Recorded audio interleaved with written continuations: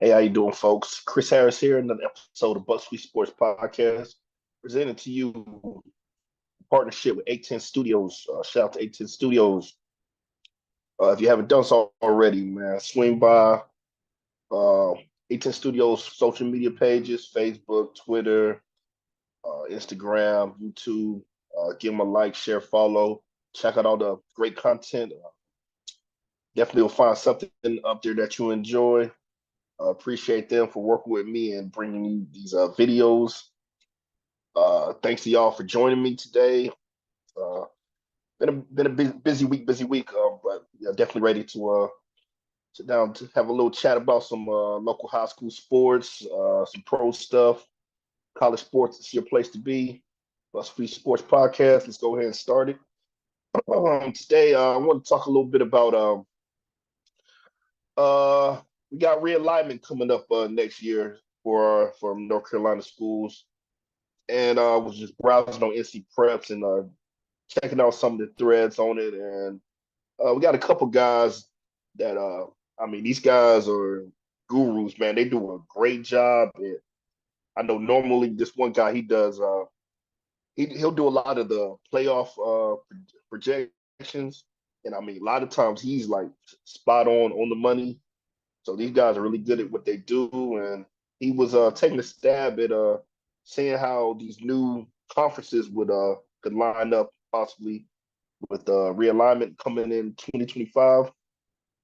And I just wanted to kind of check out some of our schools that I'm covering now and see possibly how some of these conferences would line up with them. And for all the stuff I talk about, NC Prep as far as the changing, some of the quality of posters has went down drastically throughout the years, but these guys actually do. This is actually some pretty good information, pretty good read. So I'll definitely give these guys props for doing this. So we'll go ahead and get started. First, I'll start with Clinton, obviously. Uh, Looking at the conference that they could possibly fall into, and I mean, it'll be a great, exciting conference to be in. Basically, it almost looks like the typical East Central conference that we used to be in, and they have us projected with to be with East Duplin, High Trask, James Keenan, Midway, who's also another school that I'm following. So two birds, one stone right there. Wallace Rose Hill and Pender. Now this is just a projection now, but obviously I believe it would be a split conference because when I was looking at where schools would might possibly fall in this new realignment, uh, they didn't have Clinton and Wallace in the same class, so I'm guessing this would be a split conference. That's just a prediction or a guess of how it possibly could front. And if it ended up like that, man, that would be a great conference for football, man. Like I said, uh, throughout the years, man, the East Central Conference in football it's basically been the SEC of football in that area, man. Just so many great programs, so much history. I mean, you take Clinton, East Duplin, James Keenan, and Wallace in one conference right there, and that's just awesome football being played every Friday night. That was just one of them. Let's move on to that's another school I'm following now, Red Springs. How possibly they could end up. They have them in the conference. Kind of almost looks like the current. I want to say it's the Waccamaw Conference now, but they have been there with West Columbus, East Bladen, Whiteville, South Columbus, West Bladen, Fairmont, and obviously Red Springs, who I'm covering. That's how their conference would break down. Like I said, definitely a solid football conference. Once again, I believe it'll be a split conference. Uh, because I want to say Red Springs and Fairmont, their enrollment's way higher than some of these schools like East Bladen and West Columbus.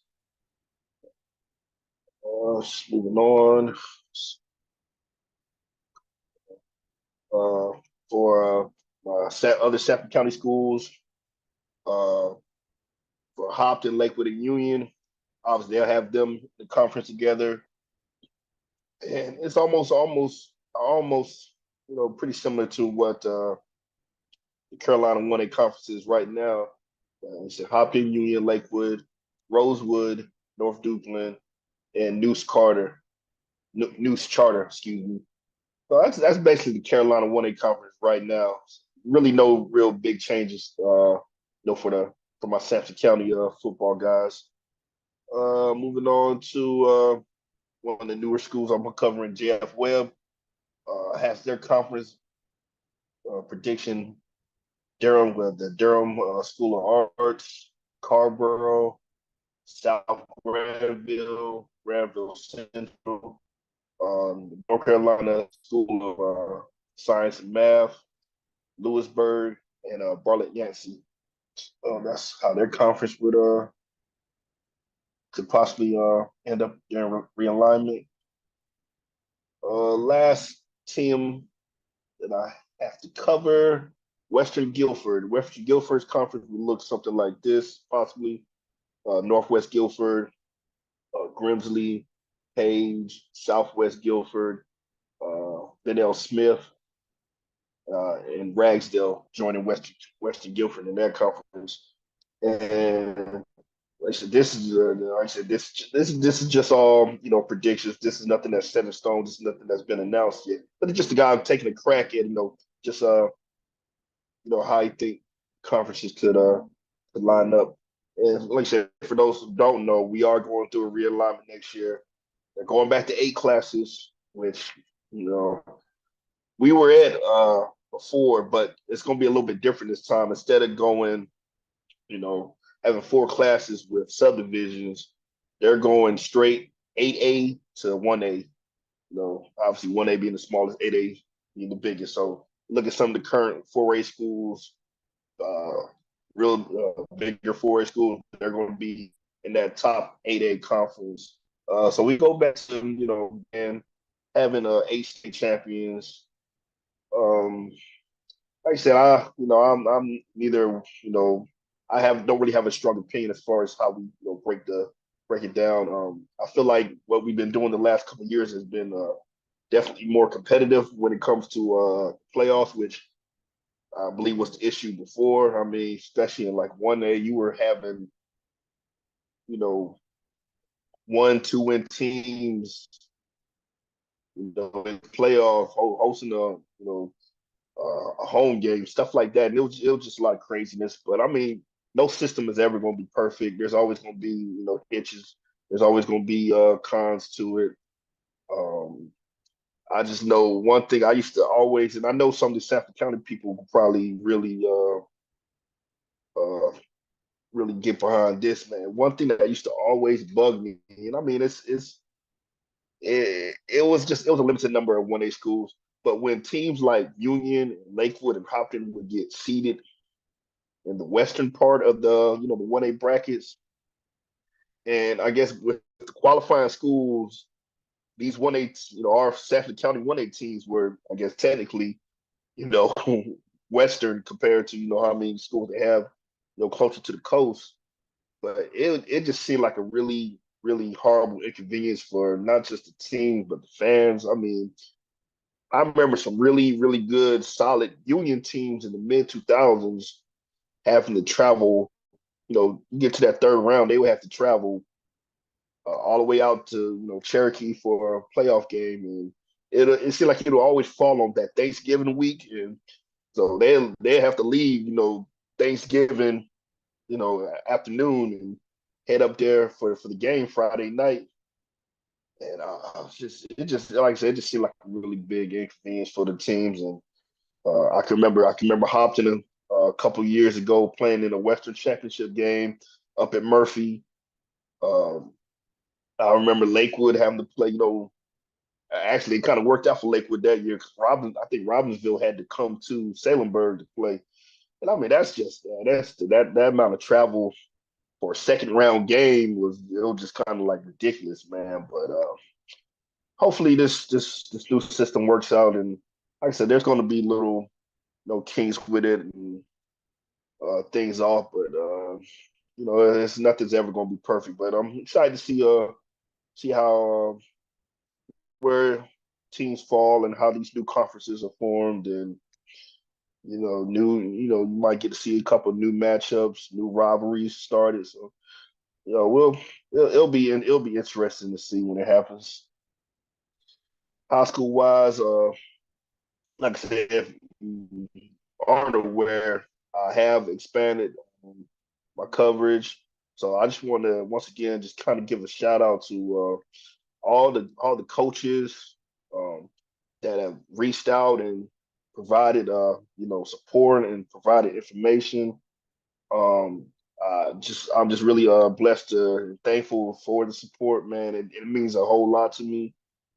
Um, all of us, trying to get and work together because it's all.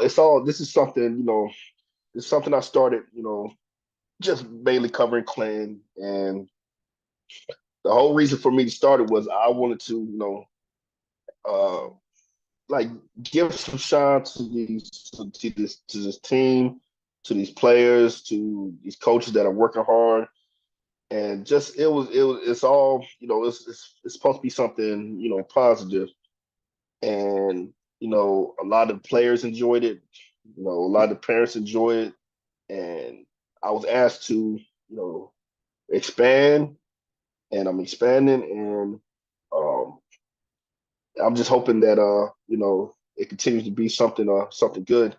And like I said, I just love the support. It makes it a whole lot easier. Um, Especially I got coaches, sending me schedules, sending me, the top returning players, and it's good to get that positive interaction, that positive feedback, because this is not meant to be something no something negative. It's not a competition. Not trying to outshine the school's social media, whatever social media page they got. Just another avenue to give players and these programs some promotion, some shine. That's all. That's all I'm trying to do, man. So I appreciate the ones that have reached out and are working with me, actively working with me. Because, like I said, it's all some. This is all positive stuff, man. If you really have an issue with this, uh, you gotta kind of look in the mirror, and that's says a lot more about you than it does me. So, but like I said, man, I appreciate everyone who's been working with me and really contributing and reaching out, and just love all the support, man. Released a couple schedules this week. Did a little some customized schedules. Still waiting on a couple teams to finalize their full 2024 schedule. When they do, I'll do the same for them. Right now, I got Cleanse out. I got Midway, JF Webb, Red Springs, Marlboro County, and Southeast Raleigh. So just waiting on the others, and as soon as they drop, I'll make up a schedule for them and post it for you fans and players and everybody to so they can check it out. A couple more high school stuff. If I can find it real quick. Marlboro County's carry on Keenan. He received another offer this time from James Madison. So shout out to him. I want to say that's number 17 for him. I mean, which is just that's outstanding, man. Marlboro County fans, you're in for a treat, man. Awesome player, awesome family. Definitely can't wait to see what he does this coming season. We also had excuse me, I'm looking it up real quick. We had a young man from Southeast Raleigh get a pretty big offer from Virginia Tech, and I just want to make sure I get his name right. Stand by. No, I shared it.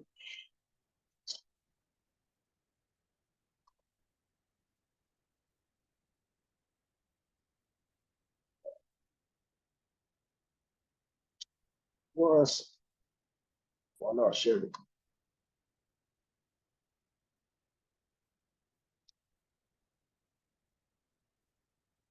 like I said, man, this is what this is all about, man. Just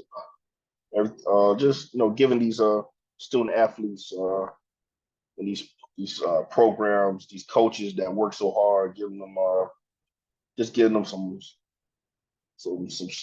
more positive shine here. Keyshawn, oh man, I don't want to say his kid's name. Keyshawn Elzer. Hey, Coach Simmons, man, I apologize if I butchered Coach Simmons, Coach Campbell, man. I apologize, I butchered you guys. But received the offer from Virginia Tech. Sophomore, wide receiver, defensive end. Great measurables, man. 6'6", 195 as a sophomore. Uh, that's definitely a big time offer for him. So congratulations to him.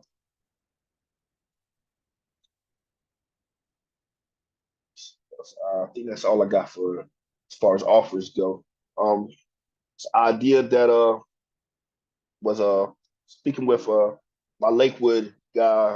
I don't know. He wants me to say his name, man. He said he kind of wanted to be low key, but we were talking and good came up with a good idea.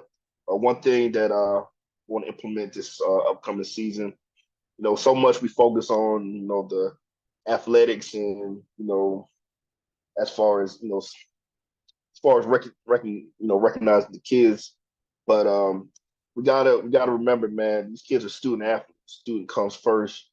Um, Taking care of business in their classroom is so important and so vital, because sports don't last always, man. Everyone's not going to go pro, but so, getting that college degree, handling, getting that solid footing, that solid foundation for yourself, using sports as a tool to help you, get to where you want to go. That's big time. Like I said, student athlete, student comes first. So we want to really start recognizing some of these kids for their academic achievements. So what I was thinking was, whenever progress reports or report cards come out, um, for each school. I mean, the coaches can send me nominations, the parents can send me nominations, but I want to start recognizing these kids for getting it done in the classroom. So, any major academic milestones that are met, um, definitely want to recognize them. So I would like to recognize one athlete from each school. I got 10 schools I'm covering, so 10 kids. And like I said, whenever the report cards come out or however it gets broken down, whatever each quarter, give them some shine on the podcast, on the page. 'Cause like I said, man, it's academics is important, man. It's important to handle business in the classroom. Too often, man, and I know we've all seen it. Uh, Man, you got some, I mean, certified studs, great players that either are sitting at home or never made it or what have you because for whatever reason just could never really put it together in the classroom. So it's important, man. These colleges, they're looking at these kids.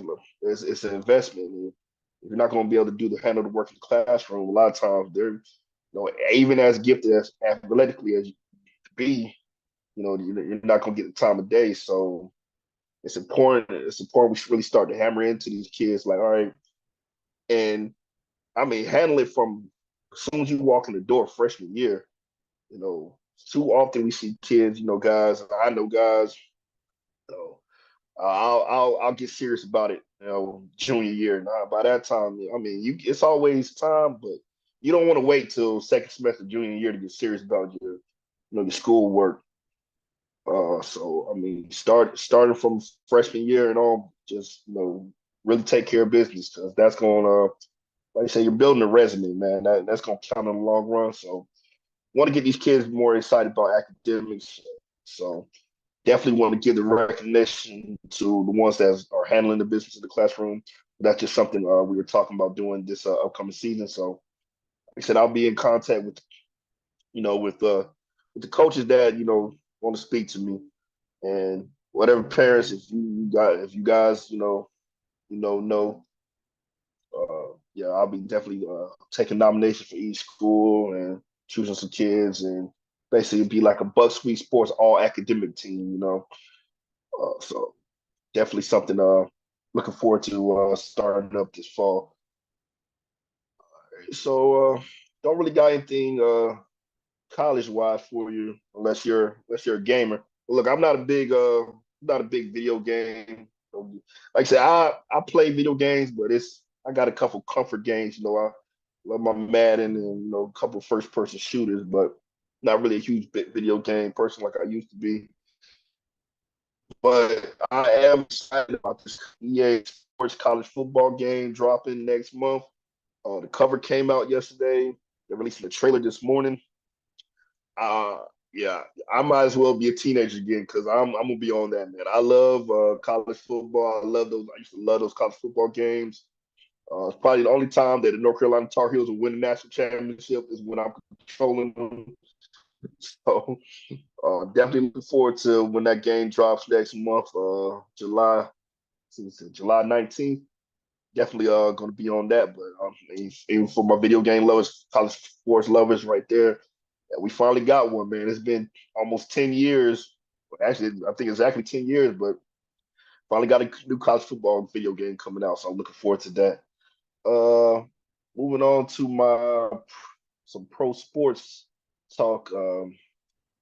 Sadly, Carolina, the season's over for the Carolina Hurricanes. Like I said last week, man, we got into a hole, fell, went down 2-0.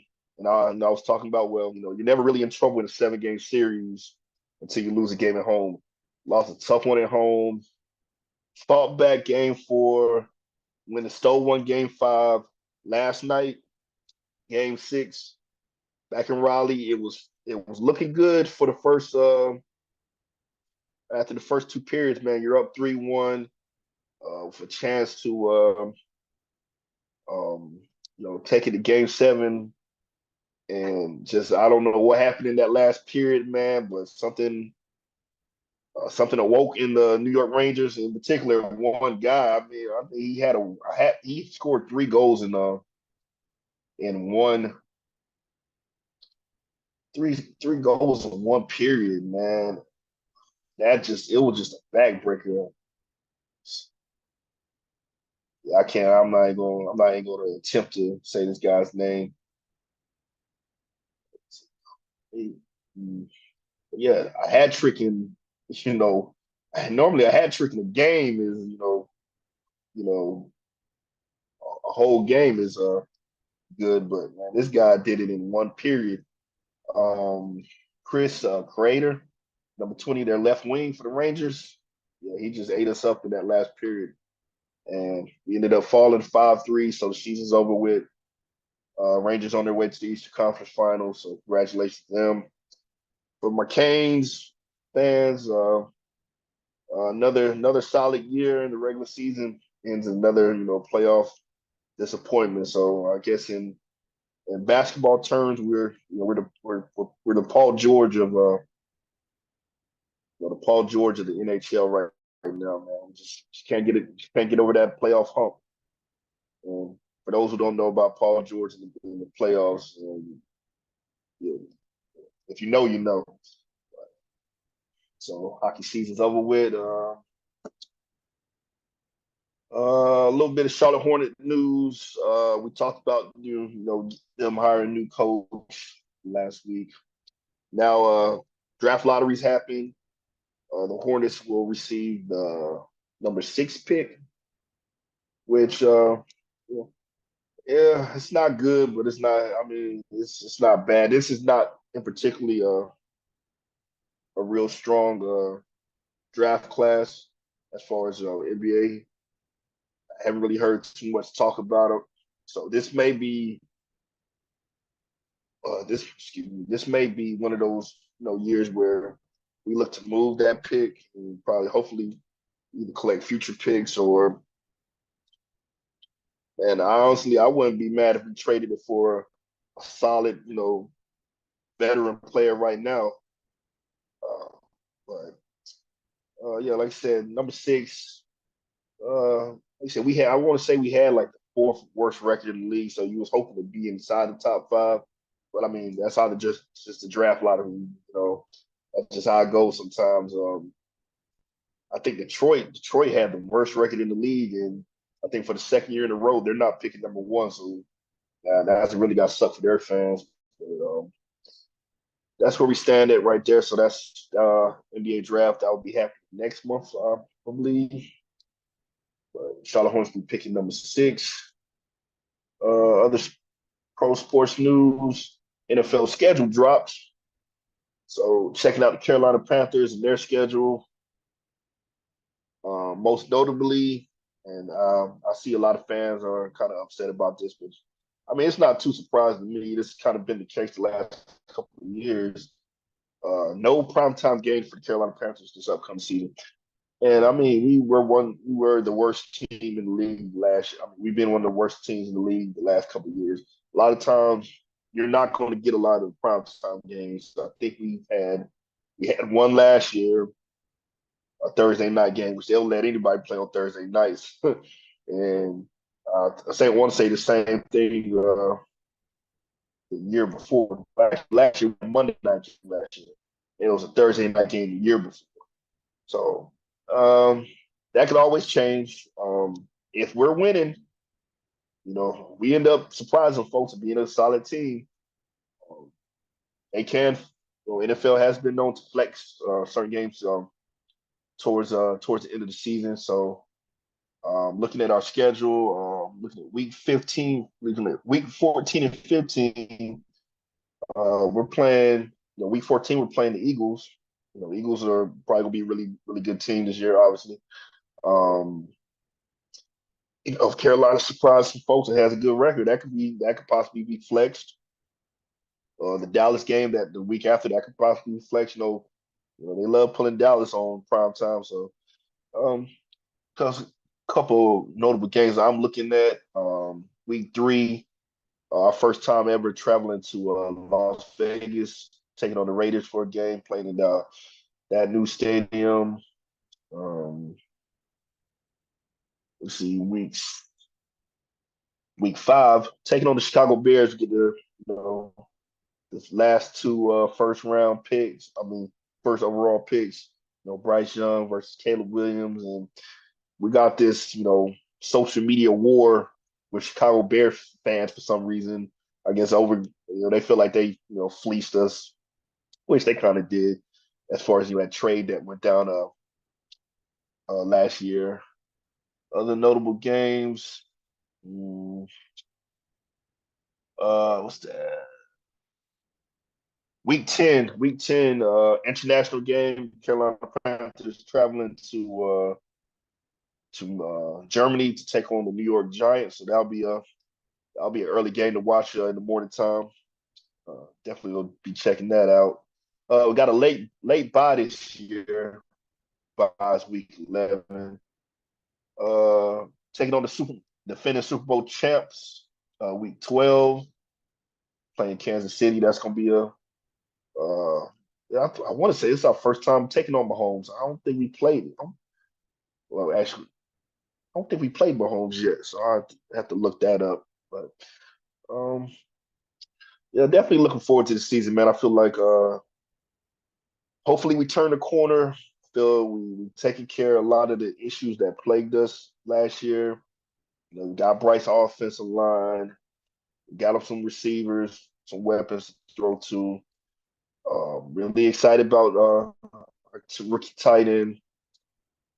Really excited about Jonathan Brooks, running back. Man, I'm hearing more and more about him and looking at his film and stuff. And I feel like that we could possibly have, a lot of rookies playing some key roles for us this season.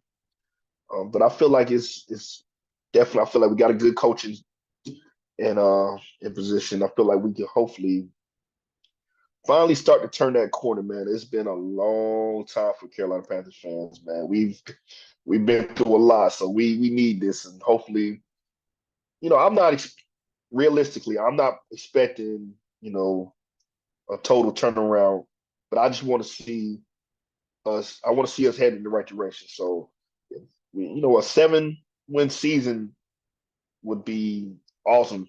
You know, 7, 8 wins, that'd be awesome. It just shows we're headed in the right direction. We can continue to build, and you never know, man. We could work, we could catch some magic. It happened with the Texans before. We saw the Bengals do it before. Uh, so it's possible. But like I said, I'm trying to be realistic with my expectations. We got so many fans that we'll here off season and thinking, okay, yeah, we're a couple moves, we're a playoff team. We've been down this road before, sir. Calm down on that. We'll just play it by ear, wait and see, man. See how we look in preseason. See how we look those first couple of games.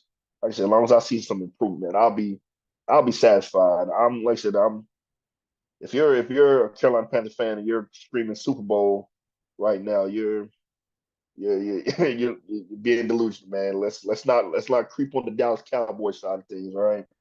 Let's give it a chance, man. I want to see Bryce do well, and I just want to see the team have some steady improvement. But I'm gonna start wrapping things up today.